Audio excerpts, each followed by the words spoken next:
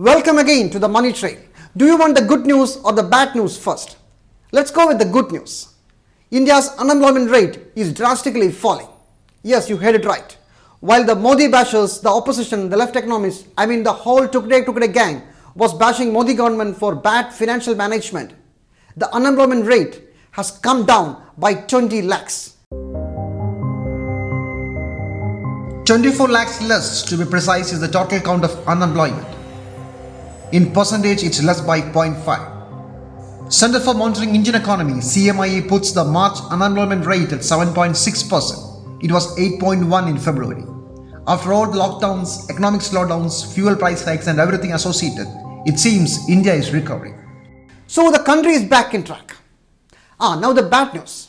While the unemployment rate is down, country's employment rate is also sliding down. It has crashed by 14 lakhs.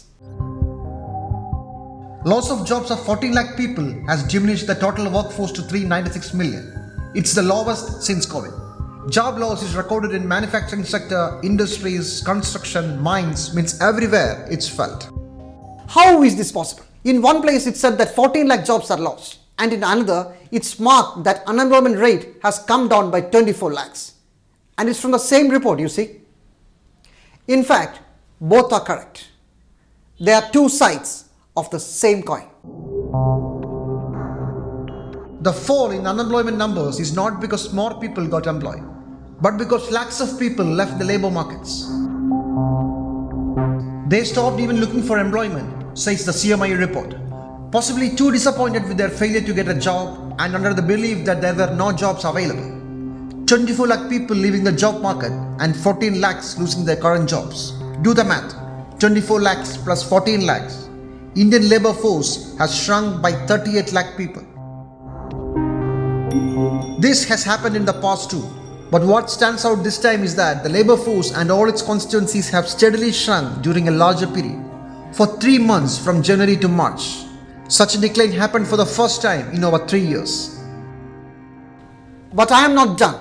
The devil is in the details, and it's even more scary. The composition of 14 lakh fall in employment reveals a much bigger problem. Employment is broadly divided into jobs in agriculture and non-agriculture. Non-agriculture jobs fell by a whopping 1.67 crore, 12 times higher than the total job fall. But this was offset by a 1.53 crore increase of employment in agriculture. Such a large increase is likely a seasonal demand for the Rabi harvest. But Rabi harvest begins in April and May. March is too early. What's the catch? It's possible that a significant portion of increase in employment was actually disguised unemployment.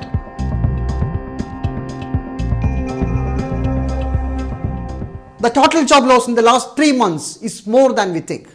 It can be around 1 crore, maybe even more.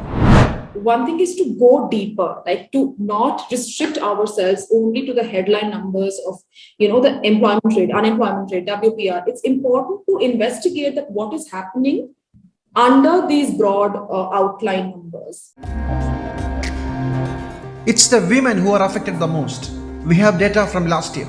40% of the women who lost the job during pandemic continues to be jobless, whereas there are only 7% of such men. This is the data from 2021, when the labour participation rate was not as alarming as it is now. Men tend to move to other kinds of work. Women, on the other hand, tend to exit the workforce altogether. It's not that they are jumping between occupations. The story of the housemaids depicts this situation vividly.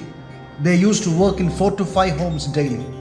In India, the normal scenario is that in urban cities, means they work in 4 to 5 houses, at different timings.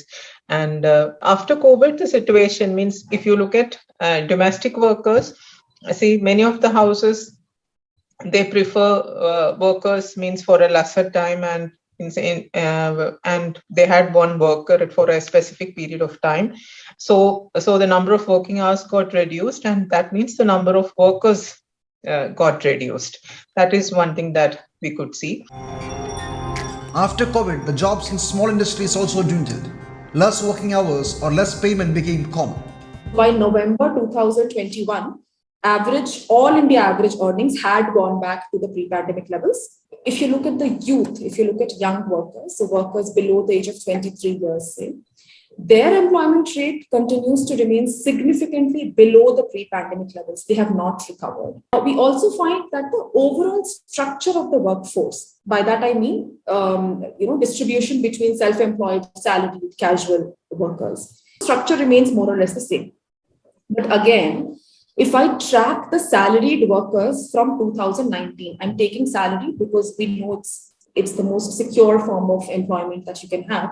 In fact, not even 50% of the erstwhile salaried workers have continued to remain salaried even in August 2021. The male workers pushed out from urban centers returned to villages, and there seems to be displacing women workers. Most of the NREGA jobs, men replace women workers in that NREGA work sites. That means all those women have lost their job cards. Job cards means it is one for a family, and men have got into that and women have lost their jobs. Undoubtedly, the unemployment is rising in the country, and the women and youth are facing most of its brunt. What the labour market data show is India's biggest sign of economic distress.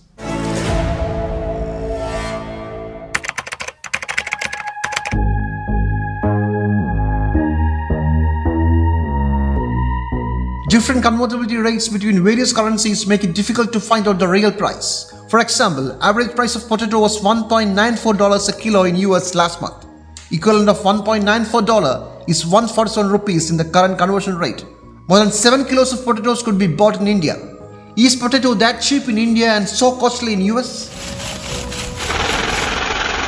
Such price comparisons often conceal the fact that different currencies have different purchase power in their own market, and the people's income level is also different in various countries.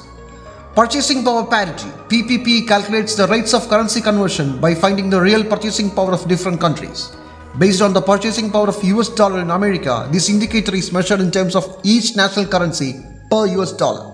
India's purchasing power parity for 2022 is calculated at 22.6 rupees per dollar, and not in the current conversion rate of around 75 rupees. Now, for every kilo of potato purchased in US at $1.94, Indian equivalent has come down from more than 7 kilos to around 2 kilos, which is fair. Now let's compare fuel prices. For LPG, Indian price is 3.5 international dollars, world's highest, followed by Turkey and Fiji. Price of petrol is 5.2 international dollars, which is world's third highest. Our neighbors and arch enemies are nowhere around. In Pakistan, it's 3.7, Bangladesh 2.7, and China 2.3 international dollars. And in diesel, we are the world's 8th highest. This comparison has excluded countries like Sri Lanka, who were in deep economic crisis recently. We are talking about normal economies, and we are on top of it for all the wrong reasons. The center, followed by state governments, are looting us, and there are hardly any ideological difference. Inflation worries continue. Retail price index is at 17 months high with 6.95% in March. It's the third consecutive month where inflation bar set by government is breached. Alarmingly, food price inflation in rural areas has more than doubled in 1 year, from 3.94 to 8.04%. Meanwhile, Finance Minister is optimistic. The situation is not that bad and it's a global phenomenon, she said. Finally, Russia defaulted in repaying its debts, but technically, Moscow made its interest payments for bonds in ruble and not in dollars as prescribed. It has a 30 days grace period to convert the payments into dollar, but it seems unlikely. Last week, US had withdrawn permission to use Russian currency deposits in American banks to service its debts. This followed with an immediate impact of US decision. The balance of payment crisis catches up with Nepal too. With depleting foreign currency reserve, the country has banned import of luxury items. Balance of payment deficit has reached a staggering $1.7 billion. Even though notice versus Sri Lanka, Nepal too is falling victim to international hike in fuel and commodity prices. Meanwhile, World Bank proposed a $170 million emergency fund to help poor nations from the current situation. India government surpasses the first monetization pipeline target of 88,000 crore. In last financial year, by leasing out various assets, it has garnered 96,000 crores. Rather than leasing out to individual players, financial models like infrastructure investment trusts, Real estate investment trusts and toll operate and transfer have helped to achieve targets in road and mining sector. Meanwhile, railway was an underperformer. A business takeover is in the news for quite some time for all the wrong reasons. The takeover of Ruchi Soya by Baba Ramdev's Patanjali Group. And this is the latest. 62,000 hectares of land in possession of Ruchi Soya has been sold off for 150 rupees. Yes, you heard it right, for just 150 rupees. Ruchi Soya is an edible oil manufacturing company. In neck deep debt, it was purchased by Baba Ramdev's Patanjali Group. Then the restructure began. 5 subsidiary companies of Ruchi Soya were sold off. Out of the 5, 2 companies are sold off for just 150 rupees. This is a normal procedure in company restructure, that too when the company is sinking in debt. But the asset value of the subsidiaries were not negligible. In fact, very substantial. One of the subsidiaries, Ruchi Ethiopia Holdings, has 25,000 hectares of leased land in Ethiopia for soybean cultivation, has another 17,000 hectares in Madagascar, and the company was sold for just 75 rupees. Ruchi Industries, another subsidiary registered in Singapore, has 20,000 hectares of land in Cambodia. This company was also sold for the same price, 75 rupees. Who bought these companies? All the subsidiaries went to one entity, and that company is called Sanatan Multi-Skill Development and Education. Naturally, the next question is, who owns it? The Economic Times reports that Sanatan is a company that has no business operation at all. Its major shareholder, Prakash Chandra Pal, is also director of another company, Mohan Fabtech, which has another director called Ram Bharat. And who is Ram Bharat? The brother of Ramdev and the current MD of Ruchi Soya. And Ruchi Soya sold the subsidiary company to Sanatan. Another director of Sanatan, Yogesh Kumar, is in fact a Patanjali Ayurveda employee. He sits in the director board of another company, Multiple Buildwell, along with Sweta Bharat. And who is Sweta Bharat? It's the wife of Ram Bharat. It's a very small world, isn't it? Everybody is related to everybody in some way. Meanwhile, the multi-crore assets of Ruchi Soya has been sold out for peanuts. Remember, it all began with the downsizing of 12,000 crore loan of Ruchi Soya into 4,350 crore, slashed by 2/3. And the banks, mostly public service banks, who had given the original loan, had to give more loans to Patanjali so that they can acquire Ruchi Soya for the 4,350 crore. And then the assets of Ruchi Soya has been sold off for peanuts, allegedly to persons who has connections with Patanjali. What an idea, Guruji. And that's all from us. Goodbye, till we meet again.